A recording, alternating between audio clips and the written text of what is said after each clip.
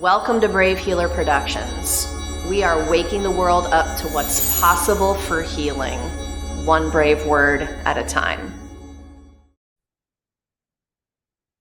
Welcome, everyone. I'm Laura DeFranco, the CEO of Brave Healer Productions, where we are helping the world experience what's possible. And here today to help me with that mission are some of the amazing authors of one of our newest books. This one is called We Lead, and it's a volume 2, you guys. I'm going to give you a little sneak peek at the cover here.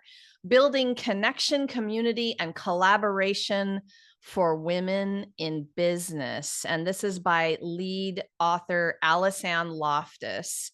So I want to give her a shout out here before I introduce these amazing women to you.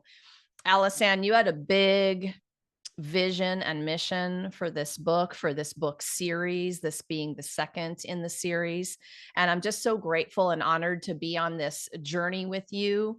We wouldn't be here without you. You gathered around you this stellar cast of expert business women that I cannot wait to share with the world. So thank you. So who are they? Andrea Neville is an internationally recognized spiritual teacher, psychic medium, channel, and host of the top-rated podcast, Adventures with Spirit. I have Heidi Schmidt with me. She's a social media strategist and agency owner who helps reduce the overwhelm of social media for small to mid-size businesses, coaches, and solopreneurs. And Maura Dowd-Snigowski is the CEO of Snigowski Life Group, which is dedicated to empowering clients and building a network of female leaders in the industry. Welcome, ladies. Andrea, we're going to start this party with you. Tell us a little bit of the why behind the chapter that you wrote. Hey, thank you, Laura. Thanks for having me. I wrote chapter 13, and it's called Discover the Power of Yes, a transformative journey embracing courageous change. And I'm really passionate about this because I don't want to take the easy way out in this lifetime. I just don't, because I know I'm going to have to do it again. So really, I'm just going to go all in. And I think each of us should in a way that is comfortable for us. So what I have learned, I don't want to say just for me, because I've learned this for everyone that I work with, that each yes that we say, make, or intend in life leads to another opportunity. So we need to be aware of what our yeses are and to what. And hopefully they will move us beyond our limiting beliefs, beyond our fears, and get us to a place where we are encouraging growth and alignment with the truth of who we are and our highest potential. I love this way of living, honestly. Yeah. And if you believe that everything happens for you instead of to you, I think it's easier to say yes. But Yes. in your case, what if you say yes and it just sucks? Like, what do you do in your mind about that? I learn. In that moment, you need to learn. And I do not encourage anyone to say yes without contemplation. We talk about that in my chapter. We need to contemplate and feel what is true for us. And sometimes the yeses absolutely are for our learning, but the challenge is that's the lesson. Like the yes gets you to the step that takes you perhaps to a challenge, but that's the lesson. So still the yes is taking you on that path of transformation, which is the point of being here. You come up against the challenge, and some people will get a bit paralyzed there for lots and lots of reasons. I think a lot of this comes to awareness and mindset. Mhm. Other people will take it on and move through it and overcome the challenge. But what would you say is the key when you are facing the challenge? Beautiful question. Two parts here quickly. There's a pattern. We all have patterns. We're aware of some of them and some we're not. So and one of my favorite sayings is life happens for us, not to us. So that's what I fall to. What is happening right now? How is this for me? So that you can get yourself out of the mindset. Honestly, it's a victim mentality, but that's okay. There's no judgment there. We all have that experience in our lives.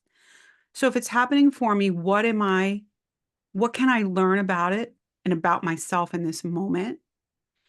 I always take time to internalize that. I'm a big contemplator, and I would encourage everyone to give that out to your spirit team, to the guides that we all have. There's no one who is alive in this world that does not have a support team around them that knows the plan and knows the best way for you to move forward.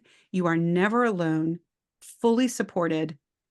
Look at the challenges, look at the way you interact with them, and what can you do to improve it next time? Love it.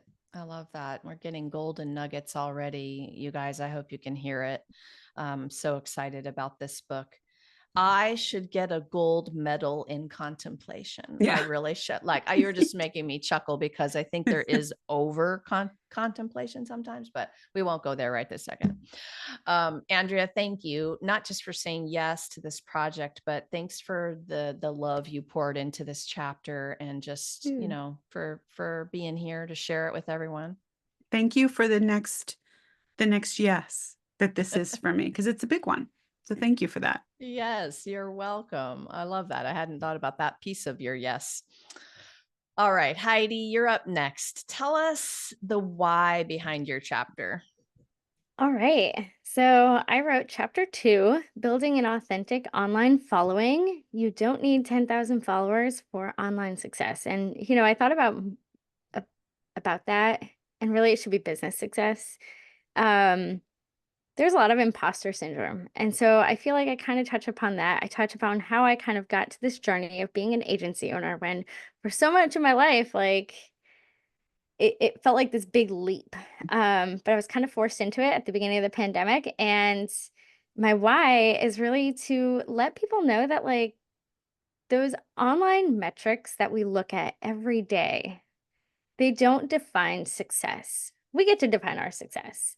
And as a social media agency owner, this year I hit my first 1,000 followers because I put so much time into my clients. And that was a big deal for me. And so I wanted to kind of give that confidence back to other business leaders, that, like, the metrics don't mean anything. You get to define your own success. You get to define what success looks like, and don't let numbers that really are somewhat meaningless in the grand scheme of our businesses define what that success looks like for you. This is such an important one for people who have been doing that, and they're stuck in comparisonitis. They're looking at other people's accounts and seeing all the bazillions of followers, and they think they must be doing something wrong. But one quick thing that I learned was, well, you could have 1 million followers, or you could have 50 really engaged super fans that know, love, and trust you, right? Tell us a little Mhm. bit about the difference of those things when we're building our own platforms. There is someone in my industry that I follow, and I forget her name because there are multiple that I follow, but one of them said something along the lines of, like, you just need one person to buy from you. You just need one client, and then you have success. You are a business owner. When you get that, when you file your LLC, when you get that first client, like, that's success right there. And you could have 5 followers, or you could have 500 followers.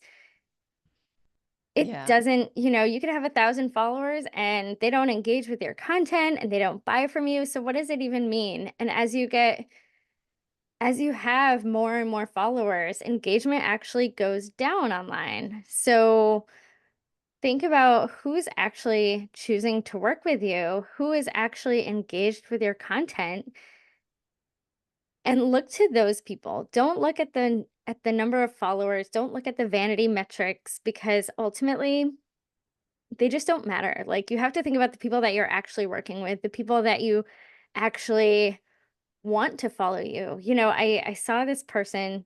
I use this as an example, because I have so many clients be like, "Why am I not at 10,000 followers?" And it's like, well, there is someone somewhat local to me. She's somewhere in Maryland. She does something similar to what I do, and literally one month she had 500 followers, and the next month she had 15,000 followers. And I am 90% certain that she bought a lot of those followers, because you can tell when people buy followers. So it doesn't like they just don't mean anything. You have to think about like who your ideal audience is and who are the people lifting you up online. Who are the people that are sharing your content? You could have 10,000 followers and no one's sharing anything, or you could have 500 and, someone's sharing your content every week because they're moved by it. Yeah, thank you for the reminder. It's really good to remember that organic growth leaves a different kind of trail. Like you can see what is happening on people's accounts, and you guys get to follow that intuition of, yeah, that's fake, Mhm. y'all. Like it's fake. Yeah. Exactly. So yeah. I love that you're here talking about this because it's social is on so many business owners' minds all the time, and we need people like you steering us clear, and giving us that next step that feels good, right? Mhm. It can be overwhelming. Heidi, thank you for saying yes to this and Of for being course. here today. Of course. Thank you for having me. Maura, tell us about the why behind your chapter. Sure. So I wrote chapter 14, Show Up as Yourself, How to Build Confidence and Self-Belief. That's not something I ever thought that I would be writing a chapter about. So coming into it at this stage of my life, being 41, having gone through some things in the last few years, I realized that I was coming into myself, and I really wanted to share how I did that and how I took some of the things that were happening and built up that muscle of self-confidence and self-belief in a really unexpected but very exciting way. And I think that it's never too late to build those things for ourselves. Mm. If you go back and you're thinking of like the first stage of confidence building, oh, I'm thinking I'm thinking of my kids right now. I'm thinking of everyone as a young person. Um, if I was finding you making that shift toward confidence, where did you start? What was like baby step one for that for you?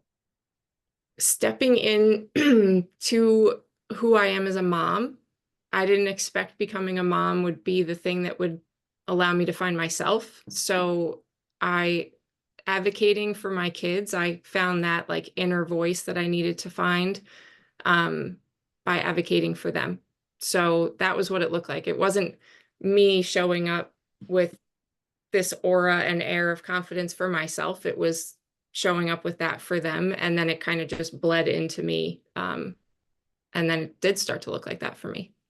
This is, it resonates so deeply with me because you're making me realize it wasn't until I realized I was being a role model for certain things that I kind of woke up on my own path.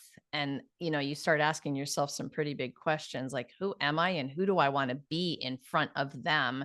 Who am I teaching them to be? Well, this Laura with no self-esteem or lack of confidence or all that. I'm like, oh man, I got to do my work. Right. And that's not easy. It takes a warrior to do that. Yeah, it's a journey for sure. And there's a ton of missteps, but those I learned from and decided I wanted to show my kids that you can make missteps and then continue to move forward. So What does confidence look like in your world right now? What have you had to be confident about? leaning into my intuition, knowing that my intuition has not led me astray. And if I feel like something is good, I'm going to lean into that and I'm going to believe it and move forward with it with not blind confidence because things can change, but really stepping into that belief that I have. That is such an important one for everyone. I love watching you guys when everybody's head nods because it's like if people aren't watching the video, like you need to watch the head nodding factor with some of these answers. But that one, right? Connecting with your intuition and connecting with that truth inside of you, learning that GPS system, and like that alone is one of the biggest golden nuggets. I have a huge thank you to all three of you for taking the challenge I gave you to put that vulnerable story down the way that you did.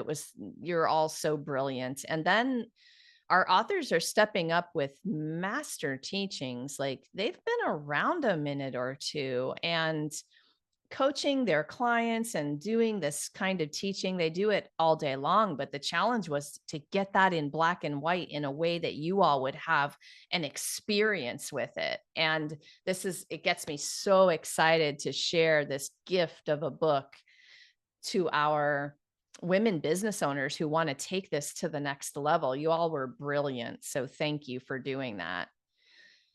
I think that part of leadership, being a good leader, is really self-mastery, and that practice that we are in, that we're taking responsibility for on the day-to-day. Heidi, what is something that you've worked on in yourself lately that is helping you become a better leader? What are you trying to master in yourself? For me, it's just mastering my authenticity, showing up as myself, showing up to help my clients with their problem, and not letting other people define what success may or may not look like, not letting other influencers influence me and what I should be doing, like what my business should look like as a social media agency.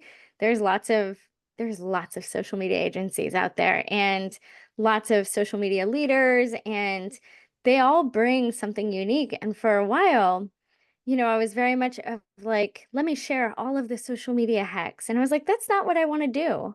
I don't want to teach my clients how to do it themselves. I want them to trust me with their online presence and work with me. I'm doing this because I feel like I should be. So I'm letting go of the shoulds, if that makes sense. Like, I should take on this client, even though they're not the right fit, or I feel icky after this discovery call. So I'm letting go of the shoulds and being authentic and letting my heart lead. Like, I made a big leap by letting go of a client who was very much a mentor to me earlier this year. But I was working a lot for her and not working a lot for myself. And it was a big leap of faith to let go of a decent chunk of income. But in the end, now I have the space to do the things that I've wanted to do for a long time. And for a while, it was like, well, I should stay with her because I need the income. I should keep doing this. And when you let go of the shoulds, that's when you really get to define your own path and explore the other possibilities. Like, don't let anyone tell you what you should be doing. Love it. Love it. Love it. I would imagine all of us are going to nod to the letting go of the shoulds. I think everybody has to do that at some point when they realize, and it's part of the journey. It's part of the learning and the trusting of the intuition. I love how you kicked that question off with authenticity and letting go of the shoulds. Maura, how about you? What is something that you've been mastering in yourself? Meeting myself where I am. I'm really big about setting big goals and being ambitious. That has always been something. I'm a big future cast, dreamcaster. But recognizing that there are some seasons where you have to just be where your feet are. And I'm experiencing that's where a lot of the like really foundational growth happens, because when you figure out the real reason, you dig through what you want to do and next to what you think you should be doing, like Heidi said, that's where the gold is. I mean, that's where you find your happiness. That's where you find your confidence.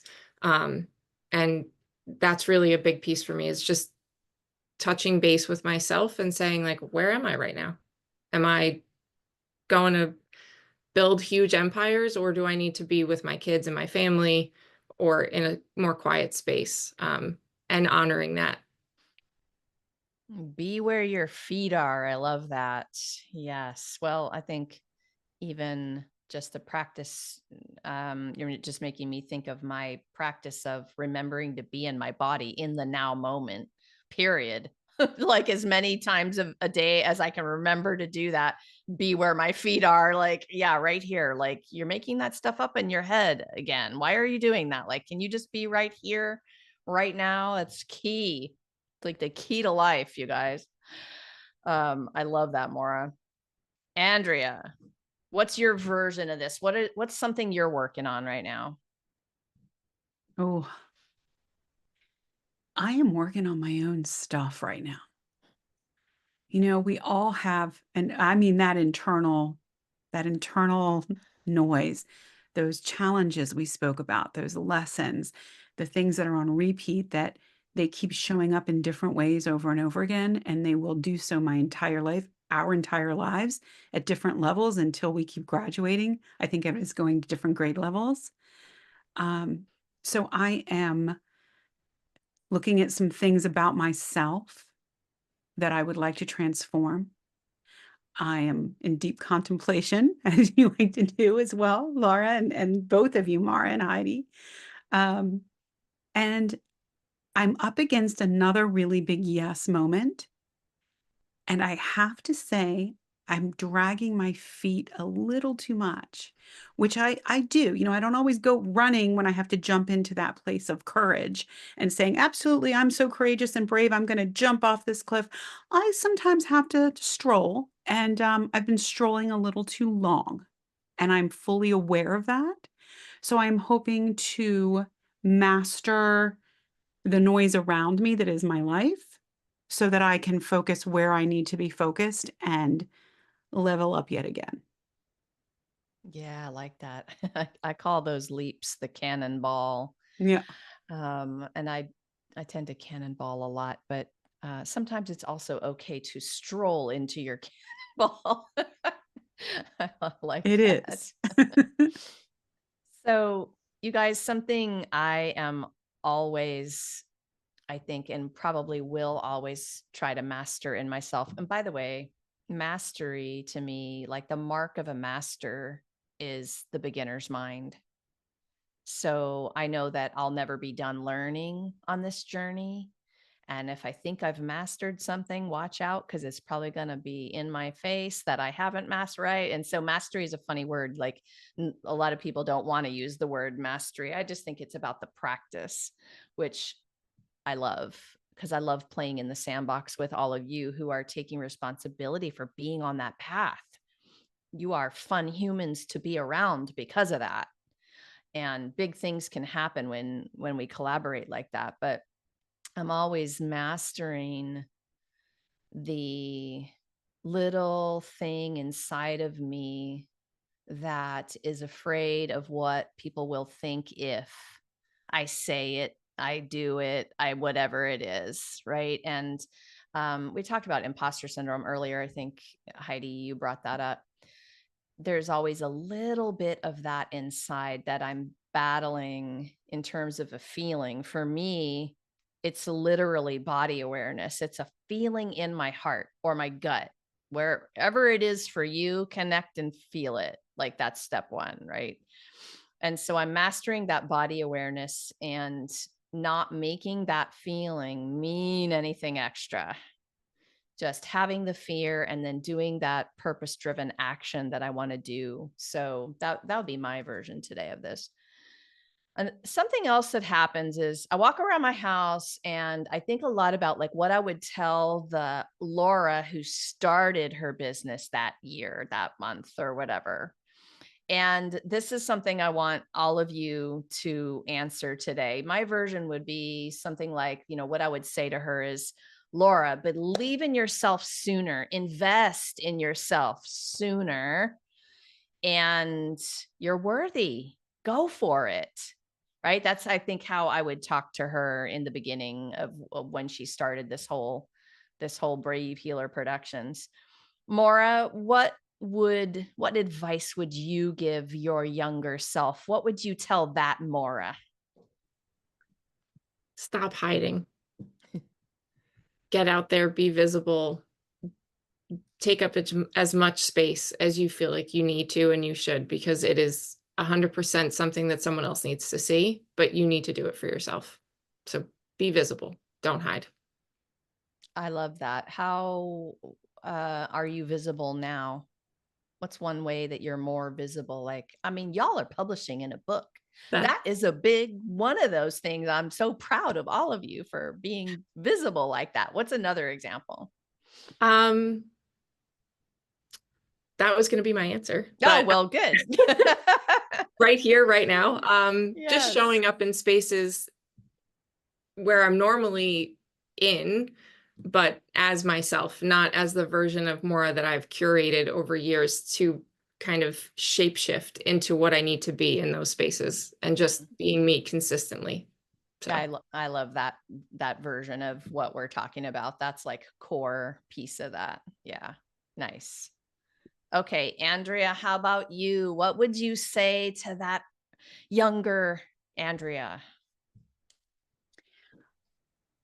Let go of the old belief systems or the things that you think have to be done a certain way. I left a career. My passion is education. Learned I was an educator. I love all of it. I'll always stand on team education. And it took me a long time to embrace that I'm still educating and teaching and guiding and mentoring. And it doesn't necessarily look like a 9-to-5 job with a set paycheck I can expect every 2 weeks and benefits. And that honestly was hard for me. Just, when we look at how you're raised and things you do to be smarter, stay safe. So I played this little game with spirit, which was hysterical, and it would still happen if I did it. So whenever I'd get into the place of, I really should go back and get this job, or I should go do this, and I can still do my real work, which is what I call my spiritual work, on the side, I'd go and I'd apply for a job. And then, of course, I'd just get blasted with so many clients and so many wonderful opportunities, and I'd never get a call about the job. And I thought, this is fascinating. So sometimes, just for amusement, I'll go do that. I haven't done it in a while, just to say, okay. And then it was also confirmation, right? It's like, okay, I can let go of these outdated beliefs that aren't supporting me and where I am now. They would have kept me locked in a smaller world. Yeah, for sure. No matter what the job was, it just would have, for me, kept me locked down. I do love that creative tactic, that game you're playing with the universe, Try though. it. Yeah. Try it out. That is brilliant. And I don't know an entrepreneur who hasn't been through that particular thing in their head. All right, I'll just go get the job for now, just to fill in the income I need to get to this other. It does not work like that, you guys. That is going to take you backwards, because it's going to fill all the space, which is the freedom you need for the creativity to dream the dream and implement the thing that you are blissed out about, right? Like, do not fill up that space with something that you think you should do, Miss Heidi. So, speaking of Heidi, what would you tell that Heidi? Treat yourself like your best client. Practice what you preach. For the past, it'll be in April 2025 will be my 5-year in business anniversary. And the thing that I've only recently started doing in the past probably like 3 to 6 months is treating myself like my best client. And part of that was like, I launched my own podcast. So like, it was like, I have to show up every week. Like, I can't let other client work get in my way. I have to be here. I have to promote this. Like, I'm investing in it. So like, but like you said, there were a couple of clients that I've worked with over the year that I kind of took on because I felt like I should, because I got to take on this lower paying client because I need the money now, rather than keeping the space open for the dream clients. And so I would tell myself, 1, treat yourself like your best client, and 2, don't settle. Don't settle for the lower paying clients because you feel like you should take them on because you need the money. Like you said, like, you're just going to take yourself backwards. You're just going to drown in client work, and you're going to do that at the sacrifice of your own time and promoting yourself. Yeah. I love the way that you're talking about that. Back to those shoulds, back to that idea. Congrats on the upcoming 5-year anniversary. Thanks. That is super awesome. And that's one of the things that I am going to remind myself for this next year is, and I think I'm going to schedule it this year. I didn't schedule it last year, but remembering to celebrate. Remembering that the 5-year anniversary is coming up and that it took you something to get from 0 to 5 years. Like, yes, congratulations. And getting around a group of people that will be in the celebratory energy with you, right? And that's manifesting juju, y'all. Like, you get to do that for someone else. It's in you. You are creating it for yourself. So go celebrate everyone you can find with all the amazing things they're doing, right? I believe in this. I love it. So to all 3 of you today, thank you so much for what you do in the world and for being here today to share with everybody. You guys, this is way more than a book, right? You can hop over to Amazon and grab We Lead, Building Connection, Community, and Collaboration for Women in Business. This is our volume 2 book that all of these brilliant ladies are in. Please go grab a copy, but it's way more than a book. This is a generous community. So I have all of the authors hooked up down below with their websites. Please go explore the awesomeness that they are up to in the world.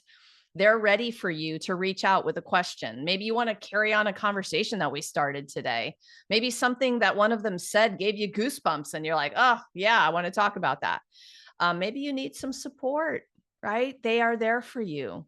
So that's probably my thing I'm most proud of in these collaborations and in this community, is that we're there for you to take it to the next level. And of course, you can also come to our book launch party. We have some Zoom information down below. That's going to be November 22nd, 10 a.m. Eastern, with all of our We Lead Volume 2 authors. We're going to have a great time. Lastly, today, everyone, remember, your words change the world when you're brave enough to share them. So it's time to be brave. See you next time, everyone.